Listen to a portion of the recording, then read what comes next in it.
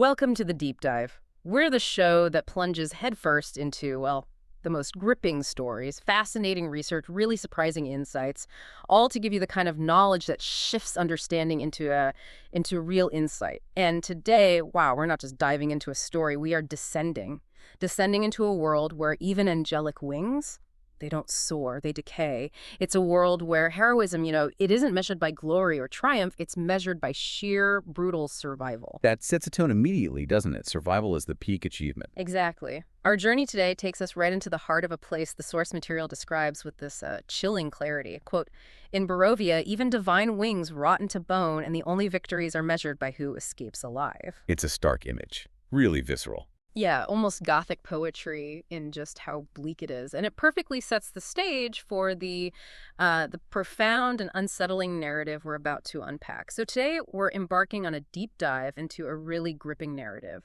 It's from the heart of a Dungeons & Dragons campaign, specifically a session titled Vallaki Heresy and the Fall of Sören Ironwood. A specific pivotal session. Right. And our source material, it comes from these riveting excerpts from session16.pdf by Chris Abraham. It gives us this firsthand account and also a deeply critical analysis of everything that happened. So we get both the what and the why. Precisely. And our mission today is clear. We're going to uncover exactly why this particular session was, and this is the author's phrase, a cruel reminder of Barovia's unforgiving nature. We'll explore the tragic downfall of a hero, Sören Ironwood. We'll try to understand the thematic undercurrents that make the story just so compelling and so bleak. And crucially, we want to extract the key lessons here about narrative, about strategy, and about the profound subversion of classic heroic tropes we see playing out. It sounds like a session that really crystallizes the essence of the setting. I think so. So if you've ever found yourself wrestling with, high-stakes decisions, or maybe felt that crushing weight of circumstance bearing down, this is for you. This deep dive is about understanding not just what happened, but how and why. Why even the most powerful individuals can be utterly undone by an environment that seems to actively work against them. It's about the system versus the individual, in a way. Exactly. Peeling back the layers to find the why behind what looks like an inevitable failure, and what that tells us about resilience, about the true cost of heroism, and that intricate dance between player agency and narrative design in a world that just refuses to play by the rules. What immediately strikes me about this setup is how it foregrounds that central conflict you mentioned. The very nature of heroism against a backdrop designed to dismantle it. Right. It's not just an adventure story. It feels more like a philosophical confrontation. Right. This isn't your typical fantasy quest, where good triumphs over evil just because it's good. No happily ever after guaranteed here. Not at all. Yeah. Understanding that fundamental shift in expectations is absolutely crucial for appreciating the raw, almost uncomfortable truths this session really reveals. That's a powerful way to put it. Okay, so let's immerse ourselves. Let's set the stage. Welcome, listeners, to Barovia, a land that truly defines its own unique brand of horror, and to the iron grip of a city called Vallaki. Indeed, Barovia. It isn't just a location in a game manual. It is in so many ways a character itself, defined by this pervasive curse. The source calls it a cursed valley within the Curse of Strahd campaign, which, it's widely regarded as one of D&D's most iconic gothic horror settings. Oh, good reason. So it's not just a backdrop, it's active. It's active, yes. This isn't merely a place where monsters happen to lurk. It feels like a sentient, malevolent entity. The very air feels heavy with sorrow, with dread. An almost tangible sense of despair. Every rustle of leaves, every distant howl you hear, every mist-shrouded peak you see, it all reinforces this pervasive sense of inescapable doom. And the source gives us this brilliant, chilling analogy for Barovia.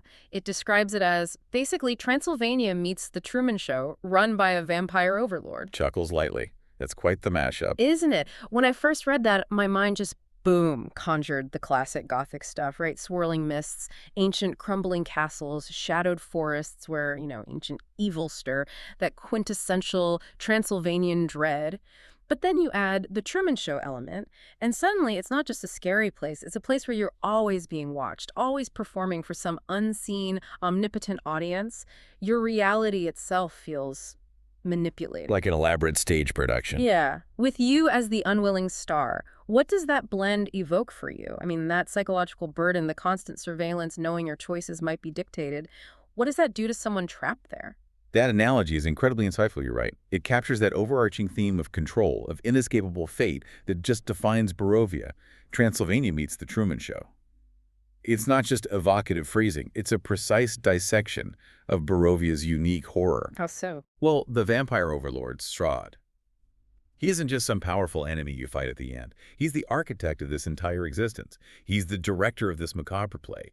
He doesn't merely rule the land. He is the land, in a sense. And every interaction, every perceived opportunity, it could just be a part of his grand, tormenting design. So nothing is what it seems. Pretty much. This specific blend makes it terrifying because it fundamentally removes the very agency that heroes usually rely on. You're not just fighting a villain, you're fighting the entire fabric of reality, a reality designed specifically to ensnare you, torment you, and ultimately break you.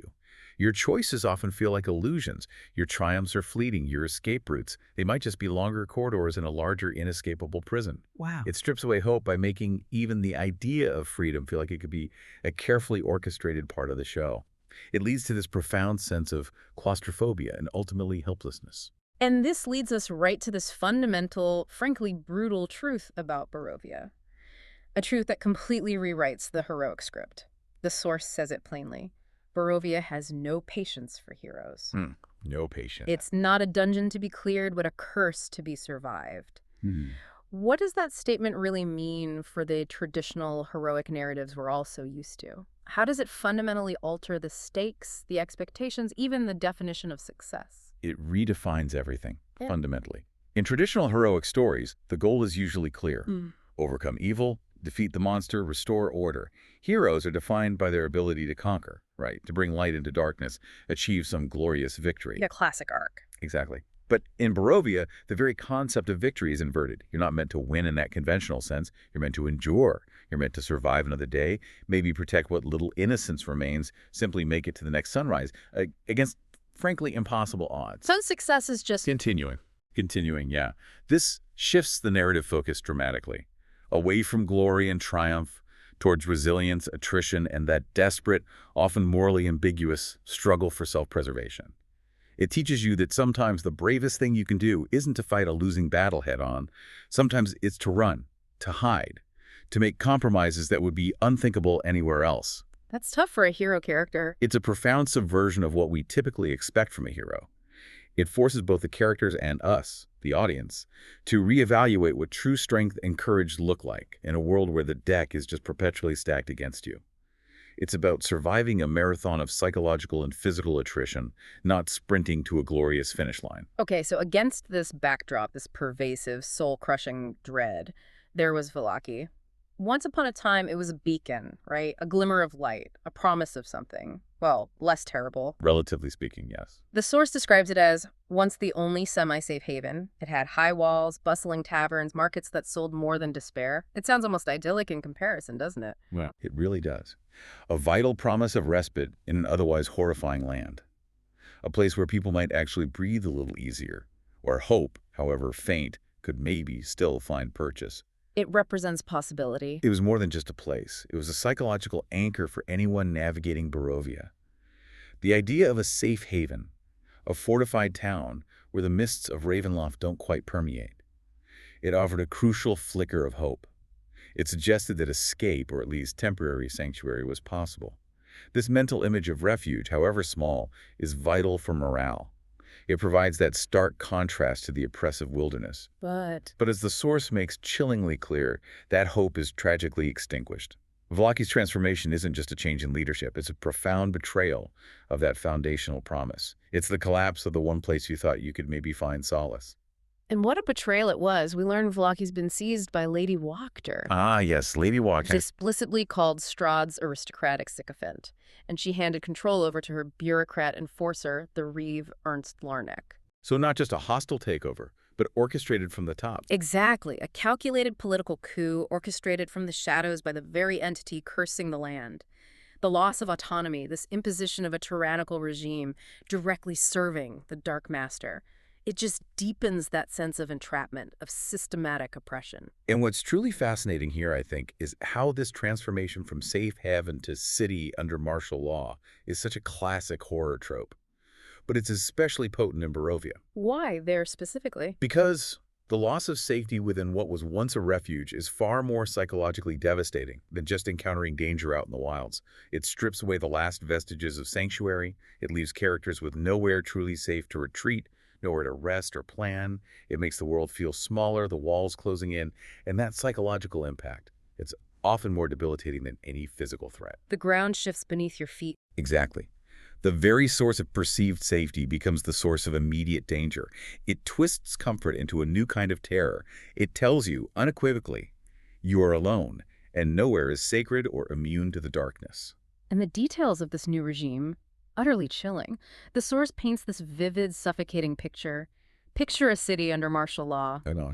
Guards at every corner, wardens in black robes casting necrotic magic, and bells of alarm ready to summon reinforcements at any whiff of trouble. Just imagine walking into that. Constant surveillance. Constant. Guards' eyes tracking your every move. These silent, watchful figures in black robes, moving with this eerie, almost preternatural calm. And then that omnipresent threat of the bells. Always there, always ready to shatter any illusion of peace, to summon an unstoppable force at the slightest sign of dissent. It's the symphony of suppression, as you said earlier. Yeah. Every step would feel heavy, every glance suspicious, every whispered word a potential betrayal. You wouldn't just be afraid of monsters and alleys, you'd be afraid of the city itself, its laws, its enforcers, the pervasive, invisible fear.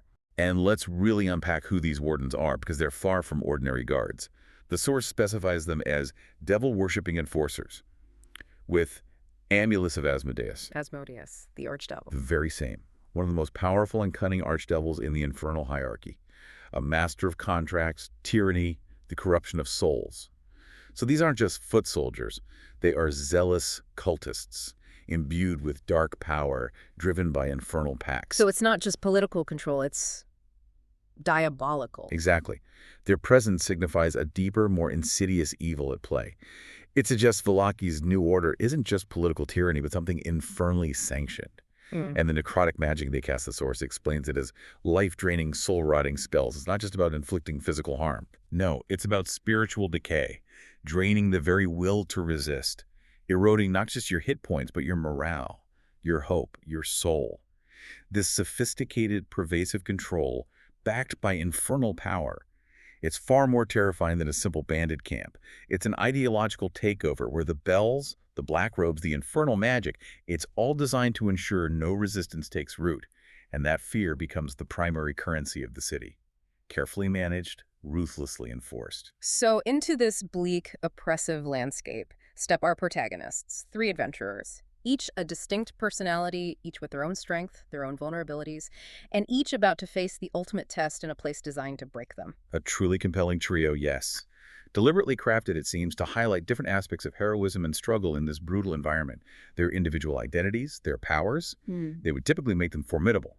But here, they're about to confront a reality that warps those very strengths. First, there's Sören Ironwood, an Aasimar Paladin. He's described as being of celestial bloodline, a holy knight meant to be the radiant hammer of justice. Classic paladin archetype. Absolutely. It paints this picture of classic, unwavering heroism, right?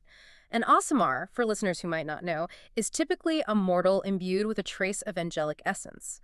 Often they have physical signs like beautiful feathered wings, a radiant presence. Beacons of hope? Literally, walking beacons of hope, justice, divine power, bound by sacred oaths.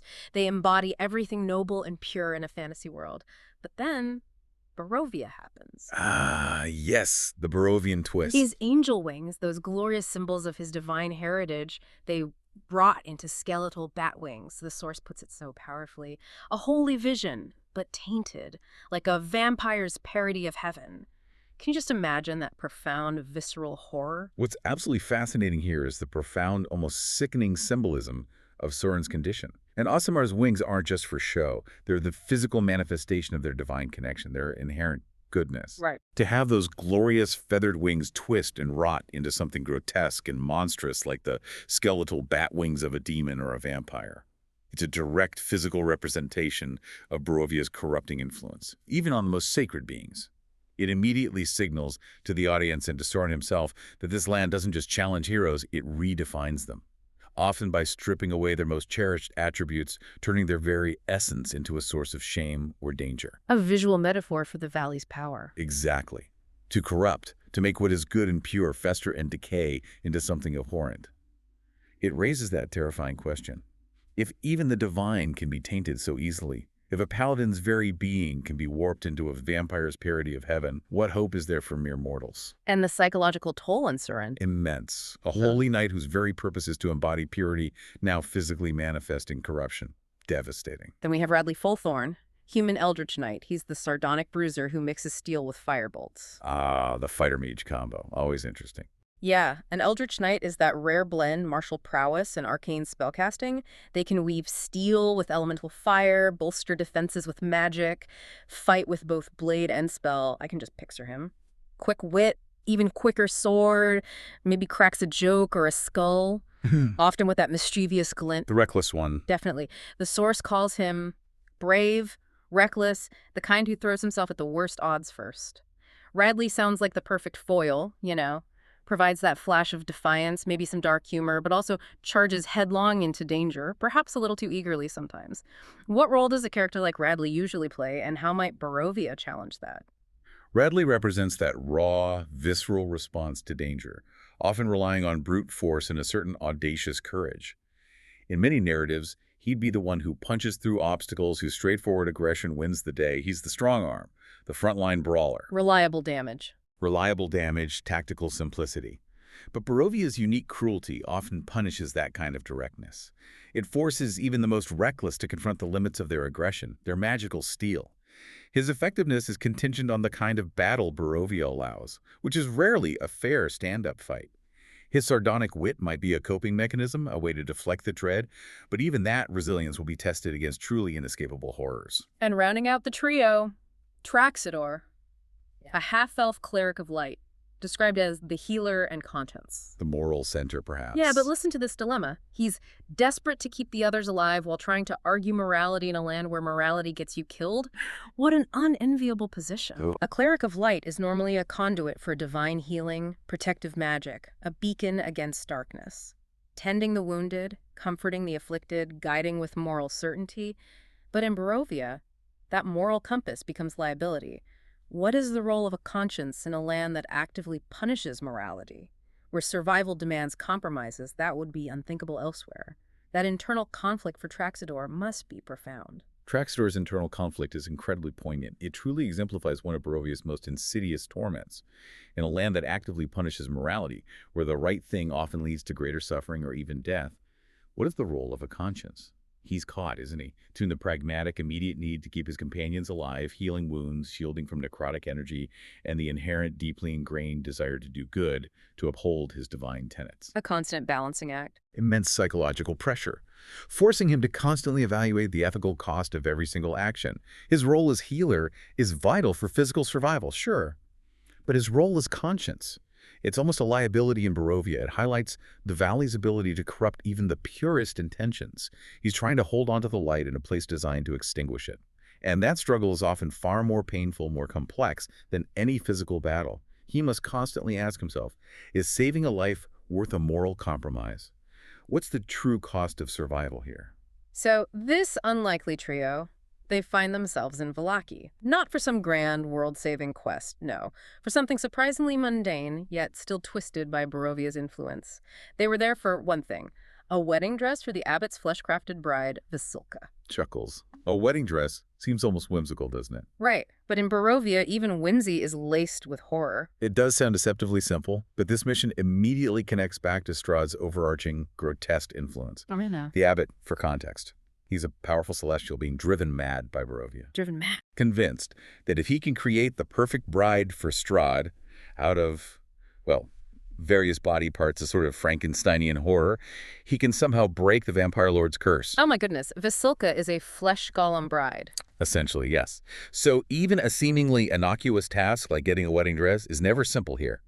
It's steeped in the grotesque, the desperate, the perverse schemes of the Valley's denizens, all ultimately serving Strahd's twisted desires. It shows how deeply the curse permeates every aspect of life, affecting even what should be a symbol of joy and purity, transforming it into an errand of despair and madness. It's never just about the item, it's about the twisted purpose behind it. And as the source reveals, that one thing quickly unravels. They walked straight into politics, heresy trials, and the long knives of the Reeve. No shopping trip is ever easy in Barovia. Laughs. Apparently not. It's such a sudden, jarring shift, isn't it? From a bizarre shopping trip to a desperate life-or-death political entanglement, all within moments. It perfectly encapsulates the unpredictable, escalating nature of danger here. One minute you're trying to find some lace, the next you're fighting for your life against devil-worshipping enforcers. Which brings us to the spark that ignited the fire. The moment Sören's very presence, which should have been awe-inspiring, instead ignited a powder keg. Outside the manor, maybe in desperation, maybe defiance, Sören manifested his angelic wings. The tainted wings. The tainted wings. Now, in almost any other fantasy setting, any other campaign, that would be a moment of pure spectacle. It should have been awe-inspiring, right? A clear sign of divine intervention, a display of celestial power meant to cow enemies, inspire allies. Absolutely. The manifestation of divine power, especially from an Aasimar Paladin, is typically a moment of undeniable authority and inspiration. A clear sign of cosmic favor, testament to the character's goodness and strength. It should command respect, or at least fearful deference. People fall to their knees, guards hesitate. Awe prevails. It's a quintessential heroic flourish, a moment of unassailable righteousness. But this is Barovia. And as the source makes devastatingly clear, divine revelation doesn't inspire, it terrifies. Instead of holy light, his wings withered into grotesque bone and bat flesh like a vampire's parody of heaven. The visual. Can you imagine the visceral horror, that visual contradiction? Something meant to be celestial, glorious, instead twisting into something monstrous and profane right before your eyes. It's not just a physical transformation. It's a direct, literal manifestation of Barovia's corrupting power, taking Sören's greatest blessing and turning it into a source of revulsion and fear, a profound betrayal of his very nature. This is classic Barovia storytelling, designed to subvert every expectation, twist every virtue into a vulnerability. The profound irony here is almost unbearable. The powers you lean on become the very reason people turn against you. Sören's greatest gift became his noose. His very essence, his divine connection, which should protect him, is what seals his doom in this benighted land. It highlights Barovia's insidious nature. It doesn't just fight you physically. It weaponizes your identity, your virtues, your very nature against you. It turns your light into a spotlight for your enemies, marking you as an outsider, a threat to its established darkness. So the question becomes... It raises a crucial question for any adventurer there. In a world where your strengths are twisted into weaknesses, where your virtues are deemed heresy, how do you even fight? How do you even exist when your light only casts a longer shadow for your enemies to exploit, leading to greater peril? And the immediate aftermath was swift, brutal, utterly devoid of mercy or understanding. The secretary screams, "Heretic!" The trigger word. And then, without hesitation, guards swarmed.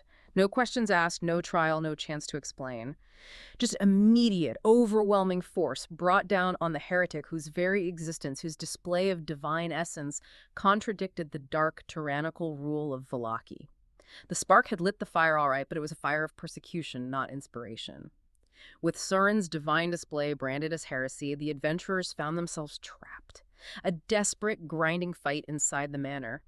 In the initial moments, they almost offered this deceptive sense of hope, didn't they? A flicker of the familiar rhythm of battle. Right. The source mentioned some early successes. Yeah. Traxador's command magic made some guards grovel in confusion. Radley lit them up with firebolts, his reckless bravery paying off for a moment. And Sören, ever the dramatic paladin, even with tainted wings, flew into the second floor and smashed through a window like Batman. A grand entrance. A grand entrance that momentarily promised maybe an easy victory. Those early engagements often lead to a false sense of security, don't they? Especially for experienced adventurers. They've faced guards before, they've breached fortifications. Typically, a coordinated party can make short work of that initial resistance. You feel competent, in control. Exactly. It's the standard opening for many fantasy conflicts. It gives players that feeling of competence, makes them believe they are the powerful heroes they often are. The initial success provides that brief, intoxicating rush, maybe lulling them into a dangerous overconfidence. For a moment, it really looked like the usual script, 3 battered adventurers carving through lesser foes. You can almost feel their initial confidence, right? That familiar rhythm, that comfortable sense of, we've got this. Thinking they'd clear the manor, deal with the Reeve, get back to the dress. Exactly. But that confidence, that expectation of a normal, heroic narrative, it was about to be brutally shattered by Vallaki's unique and relentless brand of oppression. And what's absolutely crucial to understand here, what the source highlights so brilliantly, is that Vallaki is not a dungeon full of expendable kobolds. That line is incredibly important. Why so crucial? Because this isn't a simple hack-and-slash scenario. The enemies aren't just cannon fodder, easily overcome by superior heroic might. The nature of the opposition here fundamentally changes the dynamic. It's not about clearing rooms, it's about being systematically dismantled. Facing an enemy that doesn't just attack your hit points, but your morale, your resources, your very will to fight. And the source details that relentless pressure Vallaki's defenses brought, an almost suffocating weight. Yeah. Every door led to more resistance. Guards, wardens, spells of necrotic energy that gnawed at hit points and morale. Gnawed, that's a good word for it. Draining. Yeah. Spiritual weapons floating down hallways like haunted blades, appearing out of nowhere. It's not just more enemies, it's the type of enemies, the debilitating nature of their attacks. Necrotic energy doesn't just cut or burn, it gnaws. A draining, demoralizing effect, slowly chipping away, leaving you weakened, despairing. And those spiritual weapons, conjured by the wardens, blades of pure magic energy flying independently, constantly harrying, constantly whittling down, creating this multi-front assault that makes it impossible to focus. So sheer numbers, combined with these unique, debilitating abilities, Creates an almost insurmountable wall of opposition. The source describes it clinically, right? Push here, heal there, one warden cornered and slain, another hurled out a window by thunderous smite. But then it immediately clarifies the grim reality. The tempo was wrong. the tempo was wrong. We weren't clearing the board, we were being worn down. This perfectly illustrates the Barovian combat philosophy. It doesn't fight fair, it exhausts you, then punishes desperation. This isn't a battle of skill against skill, it's a battle of attrition against overwhelming regenerating force. Your resources are finite. Exactly. Your spells, your healing, your stamina, your mental fortitude finite. Theirs, backed by the city's endless supply of recruits and Strahd's pervasive influence.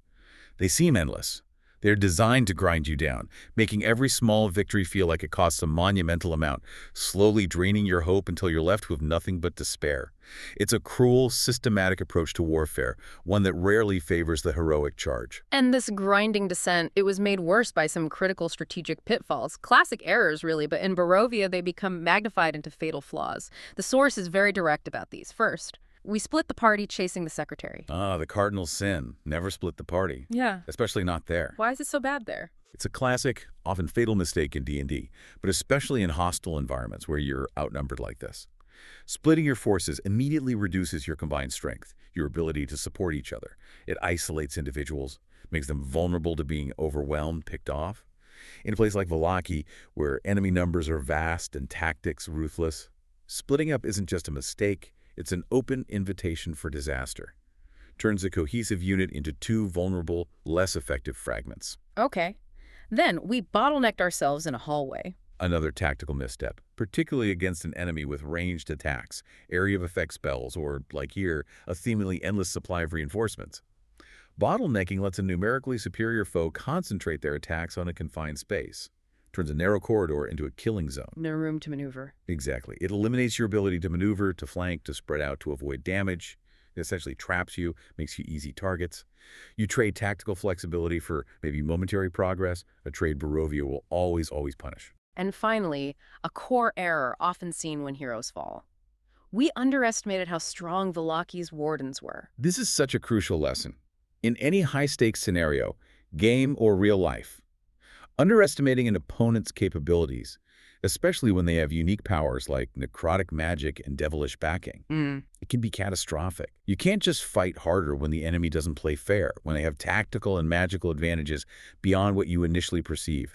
They don't just want you low on HP. They want you cornered, exhausted, demoralized, convinced of your own impending failure. They exploit everything. They exploit your tactical errors, your dwindling resources, your diminishing hope. This isn't about overcoming a challenge through sheer will. It's about surviving a system designed to break you. It's a crucial lesson for any learner. Accurate intelligence about your opposition is just as important as your own strength, and a lack thereof can quickly lead to an irreversible downfall. So, as the party was being worn down, strategically outmaneuvered, the true master of this section of Vallaki makes his entrance.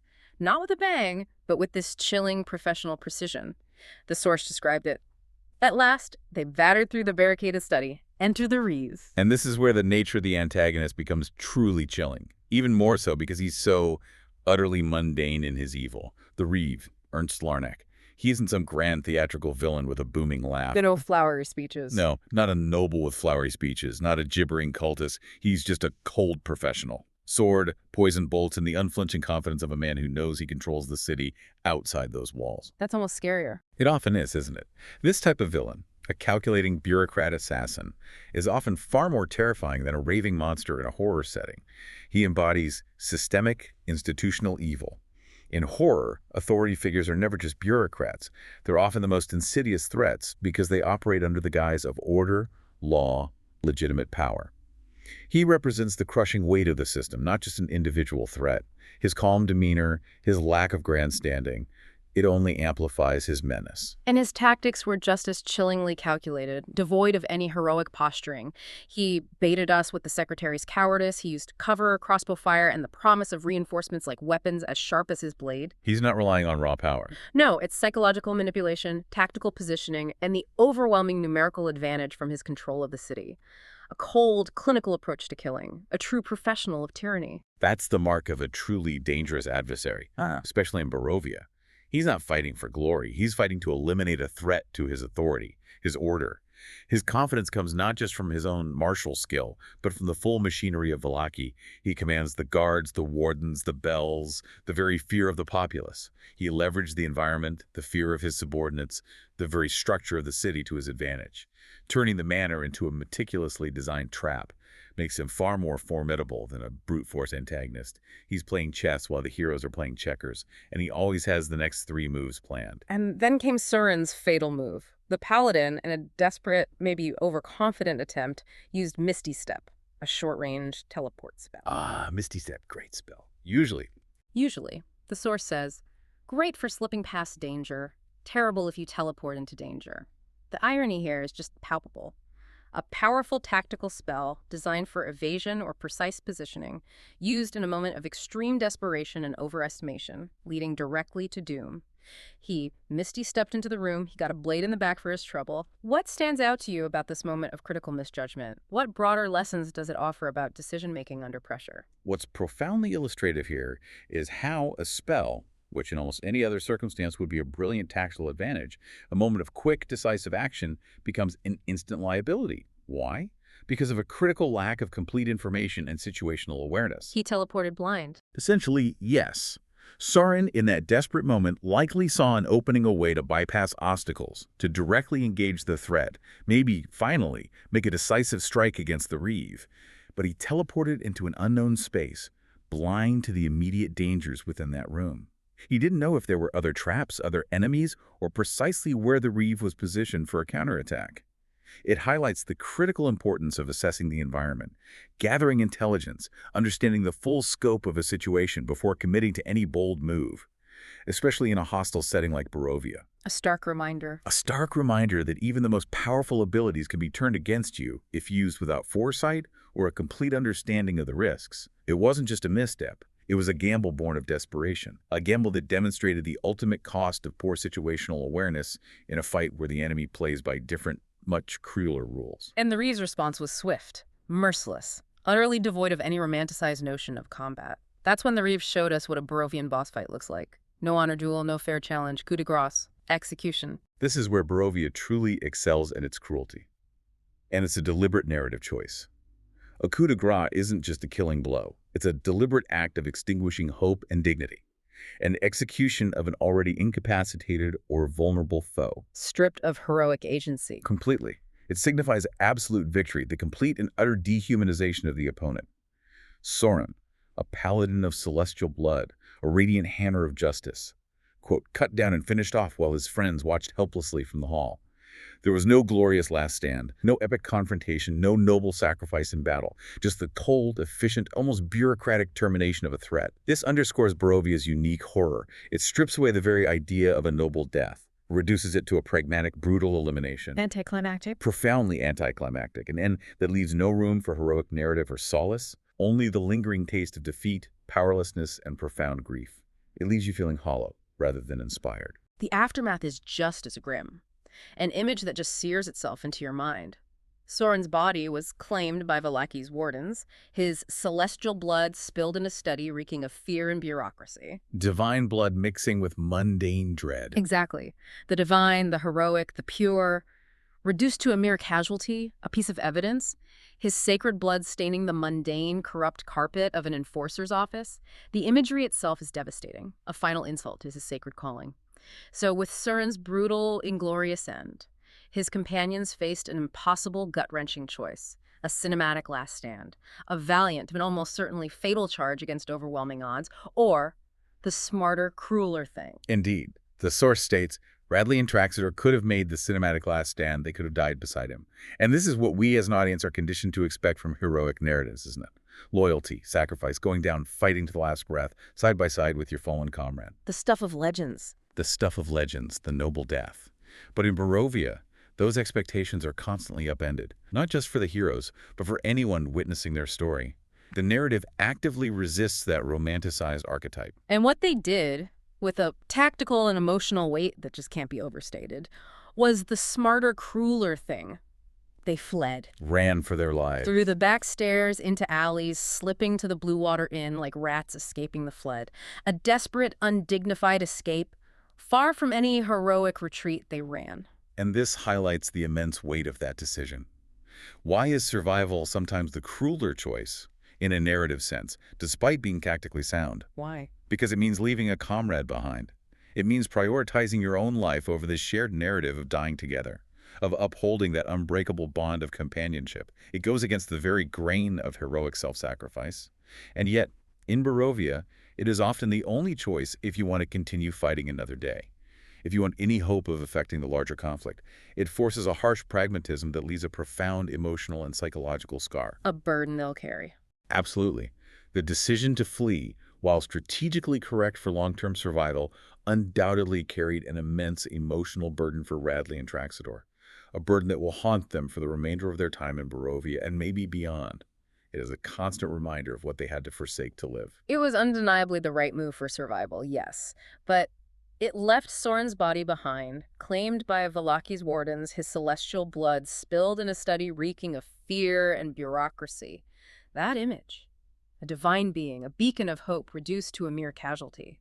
His body seized as evidence, his very essence mingling with the stench of fear and official corruption. The contrast is devastating. And this is where the source delivers one of its most powerful and sobering statements. That's Barovia, not a place where heroes die in glory, but where they're reduced to evidence bags in a tyrant's investigation. Evidence Act. This raises an important, deeply unsettling question.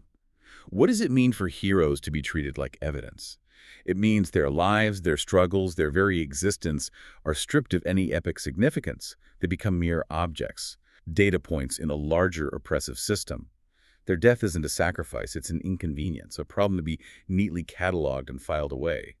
It's the ultimate dehumanization, the final indignity, removing all romanticism from death and replacing it with cold, bureaucratic efficiency, which is, I think, a truly terrifying and uniquely Barovian form of horror. Their story is not a legend, it's a police report. The question naturally arises then, both for the players and for us, the audience, why did we let Sören die? And the source is clear in its answer. We didn't. We fought as hard as we could. But it acknowledges the convergence of factors. Right. It points to the tactical errors. We split the party chasing the secretary. We bottlenecked ourselves in a hallway. We underestimated how strong Vallaki's wardens were, and Sören's misty step into a closed room with no backup. These aren't just minor mistakes. They're critical misjudgments that, when combined with the Reeve being a deadly assassin who knew when to finish the job, and the overwhelming attritional nature of Vallaki's defenses, it created an impossible situation. The source articulates that sometimes in D&D your character dies not because you gave up, but because the dice, the tactics, and the cruel logic of the story all converge. This isn't about blaming the players or the characters. It's about acknowledging the systemic, almost inevitable difficulty of the environment. It wasn't just bad luck. No. And this raises another important point. In Barovia, the land itself seems to conspire to make those moments sting, to magnify every mistake. This isn't just bad luck. It's part of the setting's malevolent design.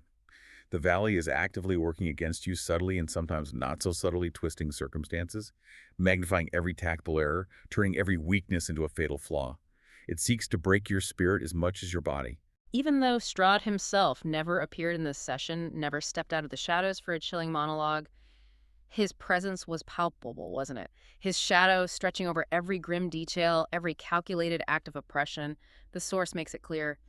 His fingerprints were everywhere. What's fascinating here is how his absence makes his presence even more palpable Yeah. and terrifying. Strahd is the ultimate puppet master, the supreme architect of this prison realm. Vallaki's collapse, Wachter's rise, the devil amulet wardens, all are his order imposed on chaos. He doesn't need to be physically present to exert his will. His machinations are woven into the very fabric of Barovian society, turning its denizens into pawns, its cities into extensions of his will. Controlling events from afar. Exactly. Setting up the conditions for despair and tragedy. This unseen, pervasive control makes him even more terrifying than a monster you can just confront with a sword. He's the architect of the entire nightmare, and every act of despair, every loss, ultimately serves to strengthen his dominion, feeding his insatiable hunger for control and misery. You're never truly fighting against Strahd. You're simply moving within the parameters he has already defined. And the consequences of this session, they just ripple outwards, creating unfinished business that will undoubtedly haunt the survivors, Radley and Traxador. That Abbott's quest for a wedding dress is still hanging over us, now soured by the blood spilled in its pursuit. It's tainted now. Completely. It's no longer just a strange, macabre errand. It's tainted by profound tragedy, by the loss of a dear friend, making it an even heavier, more emotionally fraught burden. And this feeds directly into that cycle of despair that defines Barovia. Every move we make circles back to Strahd. Every death feeds his legend. Sören's fall now becomes one more ghost in the valley, adding to the oppressive history and legend of Barovia. If we connect this to the bigger picture, it's about the valley itself being a character, designed to break spirits. Every tragedy isn't just a setback. It's a sacrifice that fuels Strahd's power, reinforces his control, deepens that pervasive sense of hopelessness that defines life and death in Barovia. The valley absorbs the defeats. It absorbs these losses of light and hope, making it stronger, making the prospect of true freedom seem ever more distant, unreachable. Sören's death isn't an end. It's another brick in the wall of Strahd's eternal prison. Okay, let's try to unpack some of the deeper, more profound lessons we can draw from this intense deep dive into Vallaki heresy and the fall of Sören Ironwood. This session really exemplifies a unique storytelling approach, doesn't it? One that actively, aggressively subverts typical heroic fantasy tropes, challenges our very notions what a hero is, what victory looks like. Absolutely. This session is a masterclass in narrative inversion. It offers a critical lens through which to view traditional heroic arcs. Consider the core tenets. Divine power, which should be a hero's greatest asset, becomes a glaring liability, attracting persecution. Right, the wings. Authority figures, often seen as sources of order and justice, are revealed to be deadly assassins, meticulous agents of tyranny, and death itself is rendered inglorious, devoid of any noble sacrifice or inspiring final stand. This profound subversion isn't just for shock value, it's integral to Barovia's thematic core. It forces both the characters and us, the audience, to constantly question our preconceived notions of heroism, power, justice. When the rules are upside down. Exactly.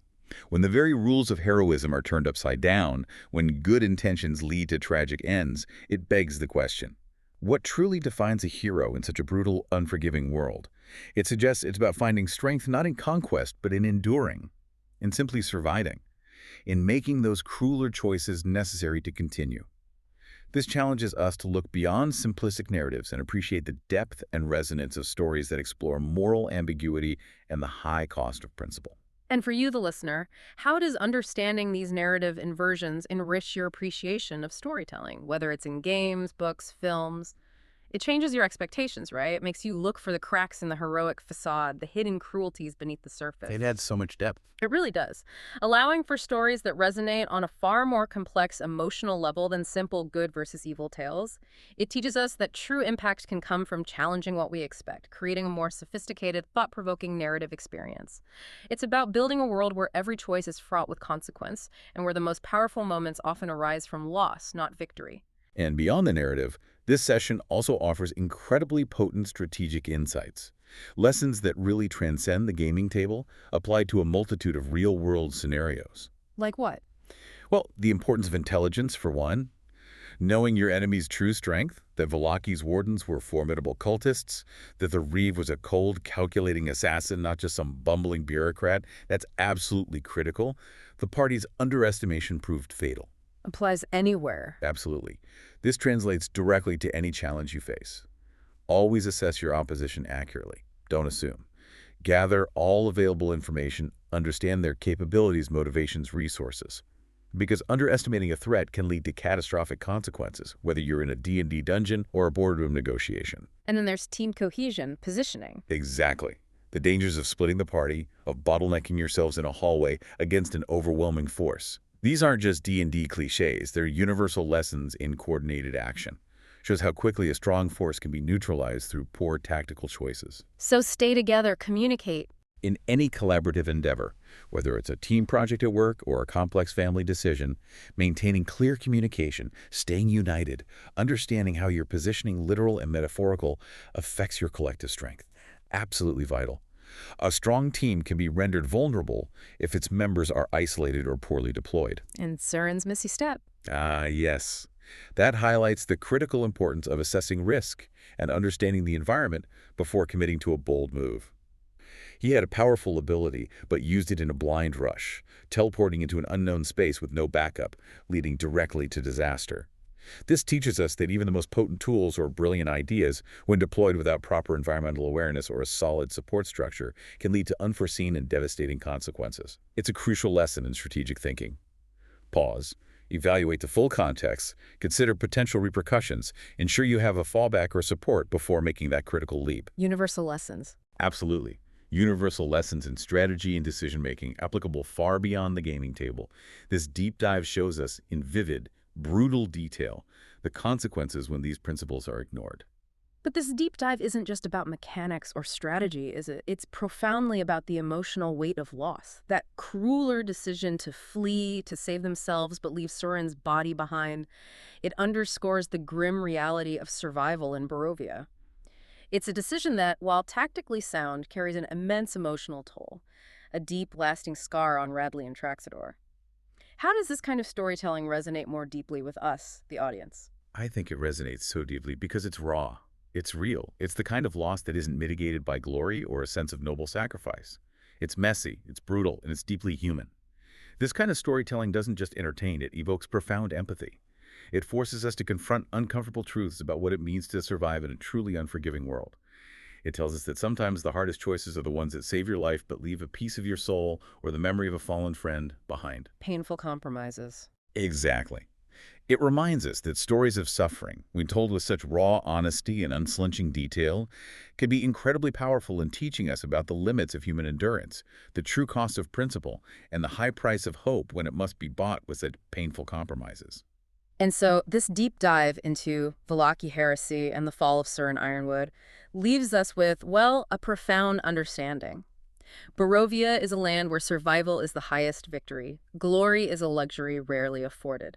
Sören's story is a powerful testament to the crushing, systematic cruelty of this cursed valley, where even divine light can be extinguished without ceremony, without the dignity of a hero's farewell. As Radley and Traxador regroup at the Blue Water Inn, their friend's celestial blood still staining the floor of the Reeve's study, claimed as evidence by the very forces they sought to defy. We're left to wonder, aren't we? Will they recover from this profound loss? Can they? Will the memory of Sören spur them to even greater, more desperate acts of heroism?